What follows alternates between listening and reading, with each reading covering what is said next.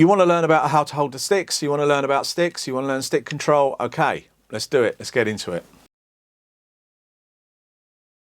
First of all, I would say if you're going to buy some sticks, get a named brand. They're about sort of £8 to £10 or $8 to $10. Vic Firth, Zildjian, they're pretty good. And what they do is they match the sticks, check they're not warped. They match them for weight, I believe, and they pair them so that they're nicely matched, because you don't want one slightly heavier than the other, because obviously wood is a variable. The other thing to do is not to buy those cheap ones that cost $3 or £3. They just aren't very good. They're too light and they will break eventually, where these last ages. All right, so definitely invest in some good sticks.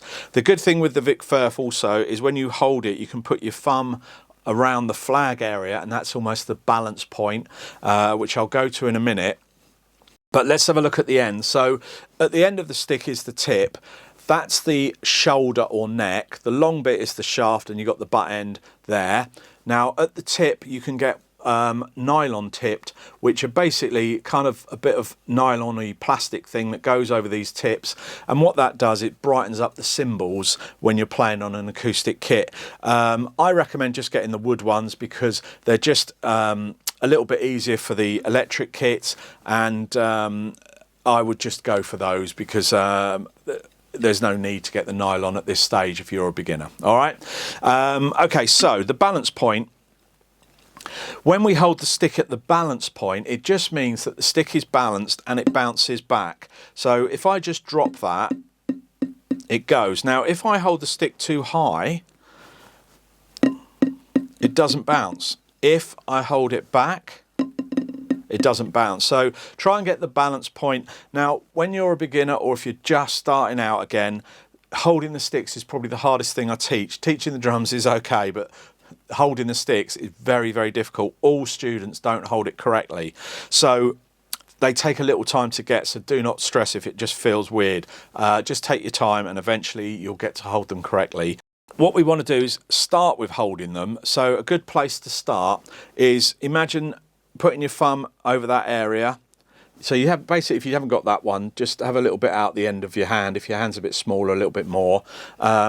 And imagine that somebody's trying to pull it out.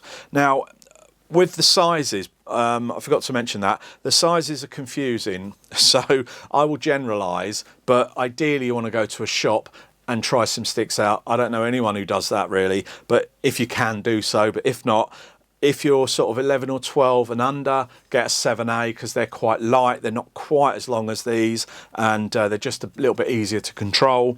If you're over that age, 12 and over, up to any age really, go for the 5A. They're a good starting point with the weight and the size, and that's what these are. These are Vic Firth American Classic 5A. Okay, so these are comfortable for me, but ideally you want to try them out. But as I say, don't worry, those are the sizes I recommend as a beginner. Now we've got the balance point and the right stick, we're going to pretend that someone's going to pull the stick out from you, and you've got your thumb in that area, and then that's roughly where you want to be. Now, there's two ways to hold the stick. This way is called match grip, and this way is traditional grip. Now, the reason being is traditional grip came when people played the drums on a strap. The snare drum then was called a side drum, and again, what happens is when you're playing, it's so much easier to play that grip rather than that grip. So that's kind of how it came about, I believe. I teach match grip and I hold the match grip myself, because if you're doing this grip, you have to angle the snare. When you're going on different drum kits, you have to mess around. So I just prefer the match grip. This is a real technique that takes years to kind of get right, really. And it's mainly for kind of jazz or fusion-y type stuff. Not all the time, but most of the time, because your hand's under the stick, so it's a lot lighter strokes than on top. So you're a bit more delicate, hence why it's good for jazz, because jazz, not unless it's big band, isn't really blasted. So I would stick with match grip for beginners. Just go for that for now, and you can explore this grip another time. Okay, so we've got the grip, we know where we're holding it, we've got the right size sticks. Now, to confuse things, this is why I say how you hold them, because there is 3 types of grip. There is the French grip, which is basically thumbs up. So your thumbs are up and it's kind of like your finger is doing the work. So I'm using my fingers to get the speed. Now, the German grip is the other way around, where it's your wrists and a bit of your fingers just holding it, which give you that grip, and that is quite a good way of getting power because you're using your wrist, and then obviously you can bring your arms in if you're really slogging it. The other grip, which I kind of use, is they're calling it the American grip, where your hands aren't like that or that, they're just in between, and I find that easy. With your German grip, you probably end up with a 90-degree angle. To position your drum, just sidetracking here, is put your arms down by the side, bring them up, bring the points in, and you should be exactly in the middle of your drum. Then you know you're seating correctly. Now, back to the sticks and the holding. If we do the pulling out thing I showed you earlier, if you just relax, you're in the right position. If you want to do it the other way, where you're over, another good way of doing it is to hold the stick like that, and then just grab it like this, and then so that it's straight with your arm, and you should be able to just play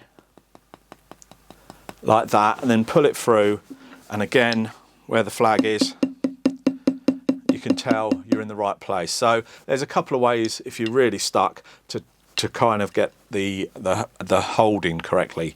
Now when you're playing the drums, obviously you're playing like that, you've got your thumbs almost by the side. You've really got to try and be as loose as possible with this grip, with all grips really. What happens is, this is the bit I was going to say to you, what all students do, they put their finger over the top because they can't get the power, so they do that, and then as you can tell it's just not working, so don't do that. The other thing they do is grip it like a club, and then they play like that. Again, they're getting the bounce but no control, because it's just going everywhere. So you want it so that it's got control. There you go. A good exercise to do is to do your sticks. Now what happens is you end up almost with a very slight A, and then as I turn my hands over to the American grip, my elbows come out a little bit. When I do the German, my elbows are much more